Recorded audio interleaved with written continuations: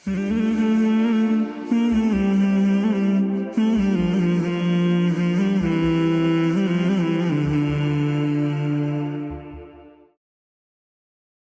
لله رب العالمين والصلاة والسلام على نبينا محمد وعلى آله وصحبه اجمعین اما بعد السلام علیکم ورحمۃ اللہ وبرکاتہ۔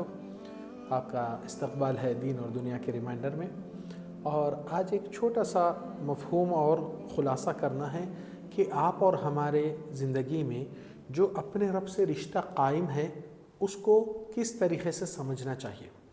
نمبر ایک، سب سے بڑی اہم چیز کہ اللہ سبحانہ وتعالی ہمارا خالق ہے اور ہم اس کے مخلوق ہیں، اور وہ ہمارا مالک ہے، ہم اس کے غلام اور نوکر ہے اور اس کی بندگی کرنے کے لیے آئے بندے۔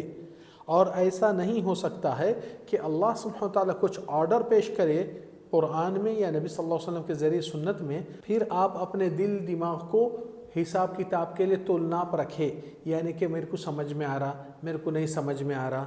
یہ معاملے کے اندر تسلیم کے سوا دوسری چیز نہیں کہ اللہ کا آرڈر آ گیا، ختم، سمعنا و اطعنا، سنیں گے اور اطاعت گزاری کریں گے۔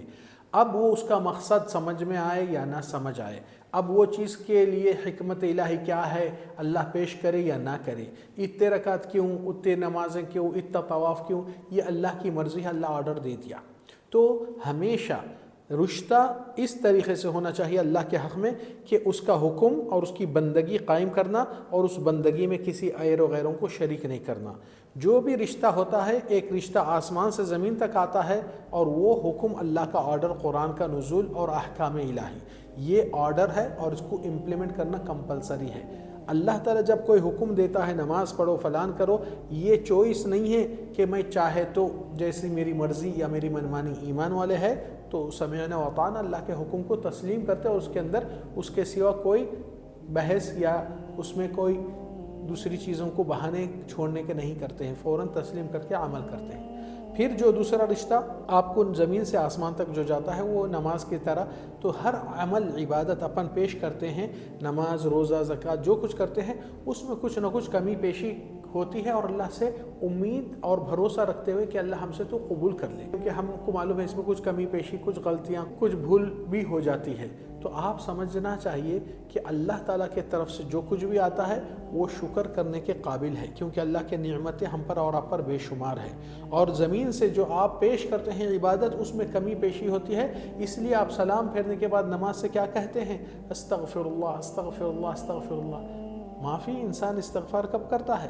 جب کوئی گناہ غلطی کیا ہے۔ یہاں پر آپ نماز پڑھے اور حکم آیا ہے کہ نماز کے بعد استغفار پڑھو، کیوں؟ کیونکہ نماز میں انسان کبھی ذہن ادھر ادھر منتشر ہوتا ہے، نماز میں کبھی کوتاہی، غلطیاں ہو جاتے ہیں، تو اللہ سے معافی چاہ رہا ہے بندہ کہ اللہ میری عبادت ہوئی مگر مجھے معلوم ہے اس میں کچھ کمی پیشی ہے، اس لیے تو مجھے معاف فرما دے۔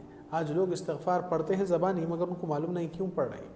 اس لیے بعض وقت استغفار جو لوگ کرتے ہیں اور ان کو دماغ میں کوئی اپنے گناہ یاد نہیں آتے ہیں، نہ ان کو کوئی احساس نہیں ہوتا ہے کہ غلطی، گنہگاری ہماری زندگی میں موجود ہے، تو ایسے استغفار کے لیے اور ایک استغفار کرنا پڑتا کہ اللہ میں نے استغفار کرا مگر بے حس استغفار، بے دم استغفار، بے جان استغفار، ایسا استغفار جو اللہ کی طرف گیا کہ نہیں گیا کہ اور مجھے پرواہ بھی نہیں ہے ہوا کہ نہیں ہوا کہ، تو یہ کون سی بندگی ہے یہ؟ اس لیے ایمان والے اپنے دل کے احساس اور زبان کی حرکت اور دماغ پہ توجہ ہوتا ہے کہ اللہ تو مجھے معاف کر دے، اللہ میرے سے بہت سے غلطیاں گناہیاں ہوئیں۔ اس لیے آج لوگ اکثر کیوں گناہوں کی زیادتی اپنے اندر لا لیتے ہیں جانتے ہیں؟ زبان کی کلیکشن اور زبان کی وجہ سے۔ اکثر لوگوں کی فضول، اور ان کے پاس کیا ہو رہا، ان کے پاس کیا ہو رہا، انہوں کیا کیے، انہوں کیا کیے، یہ کرنے کے بجائے آپ اپنے گناہوں کو یاد کر کے اس کی اصلاح کیجئے، اس سے بہتر ہے کم سے کم آپ کے نیکیاں تو محفوظ رہیں گے۔ اس لیے قیامت کا دن اللہ تعالیٰ کیوں فرمائے ذَلِكَ يَوْمُ التَّغَابُنِ، یہ دن لوگ دھوکہ کھائے سو اپنے آپ کو پتہ چلتا ہے کتنا دھوکہ کھائے۔ کیا دھوکہ کھائے؟ کہ اپنے نیکیاں جس سے دشمنی، بغض، ان کو دیتے رہے۔ آپ کی نماز ان کو چلے گئے، اس کی نیکیاں، روزوں کی نیکیاں ان کو چلے گئے، کیوں؟ آپ ان کی بد پیچھے غیبت کرے، ان کی برائی کرے، چغل خوری کرے، ان کے اوپر ظلم زیادتی کر دیے۔ اب یہ نیکیاں ادھر چلے گئے تو پھر قیامت کے دن آپ دیکھیں گے ارے بھائی میں کس کو دے دیا؟ جس سے میری دشمنی عداوت تھی انہیں فائدہ اٹھایا میرا، کیوں؟ وہ پلٹ کے مجھ کو غیبت نہیں کیا، اس نے لے لیا صرف۔ تو یہ آپ اپنے آپ کو دھوکے میں رکھ کر ایسی پریشانی کے وقت اگر دیکھنا چاہتے ہیں کہ آپ کی نیکیاں ضائع نہیں ہونا ہے تو اس کی قیمت قدر کرو، حسن البصری رحمہ اللہ کیا کہتے تھے؟ تابعین کے بڑے امام تھے، کہتے تھے لو کنت مغتابا، اگر میری زندگی میں گنجائش ہے میں کسی کی غیبت کر سکتا ہوں تو میں پہلے میرے ماں باپ کی غیبت کروں گا، کیونکہ میری نیکیوں کے حقدار میرے ماں باپ ہو سکتے، کسی اور کو نہیں دوں گا، مگر وہ بھی جائز نہیں ہے کیونکہ غیبت ہی ہوتی ہے۔ آج لوگوں کے پاس موبائل میں، واٹس ایپوں میں، مختلف اپلیکیشنوں میں اتنی آسانی کی غیبت ہو گئی اور بہتان لگانے کی اور نہ جانے اور کتنے گناہوں کی۔ آپ وہ مارکیٹ میں مت جائیے، نقصان کے سوا کچھ نہیں ہوگا، اللہ تعالیٰ سے ڈریے۔ حسن البصری کے پاس ایک شخص آیا اور کہا اے امام آپ عالم دین ہیں، ہم کو پتہ چلا کہ آپ ہمارے بارے میں کچھ بھلا برا کہیں۔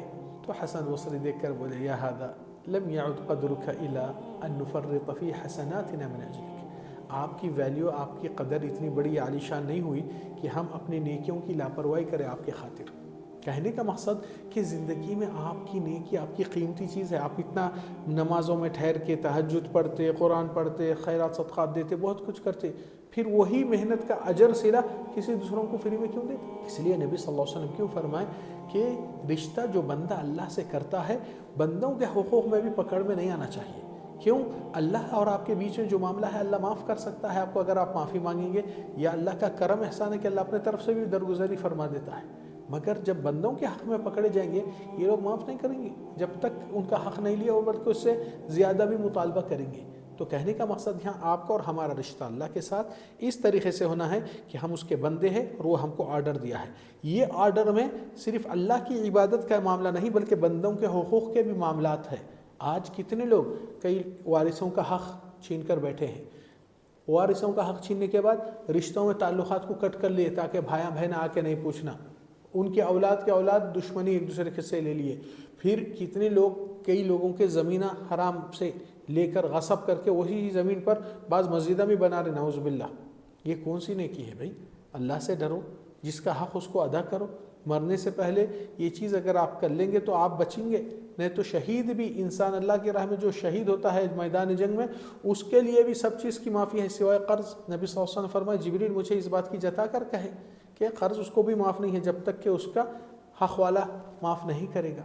کہنے کا مقصد جیسا آپ اپنا سلوک عبادت کا اللہ سے سچے دل سے جڑا کر اللہ تو جو مجھے معاف کر دے، اللہ تو مجھے درگزر کر دے، تو آپ بھی بندوں کے حقوق میں یا تو معافی لینا یا تو ان کا حق ادا کرنا۔ اس لیے ایمان والے اپنی رمضان یا غیر رمضان کی عبادتوں میں بھی کبھی بھی اپنی یہ کوشش کرتے رہتے ہیں کہ اللہ سے ڈرتے ہوئے زندگی گزارنا، دنیا کے چند پیسوں کے لیے جہنم کو لے کر اپنے سر پہ نہیں موڑ لینا، اللہ کی ناراضگی کو، اپنے اللہ کے غضب کو یا بندوں کی بددعاؤں کو اپنے سر پہ لے کر جینا نہیں ہے۔ اللہ تعالیٰ سے ہم دعا کرتے ہیں کہ رب العالمین ہم کو اور آپ کو اللہ کی صحیح بندگی اور اس کے حکم کی تسلیم اور اطاعت گزاری کا جذبہ ہمارے اندر قائم کر دے، اور رب العالمین سے جو کچھ ہم سے کمی پیشی اور کوتاہی ہوتی ہے اللہ سے استغفار توبہ کرتے ہوئے، اللہ سے معافی چاہتے ہوئے، اللہ تعالیٰ ہمارے اور آپ کی زندگی کا خاتمہ ایمان سے خیر سے کر دے اور جہنم کی آگ سے ہم کو اور آپ کو محفوظ کر کے پناہ دے دے۔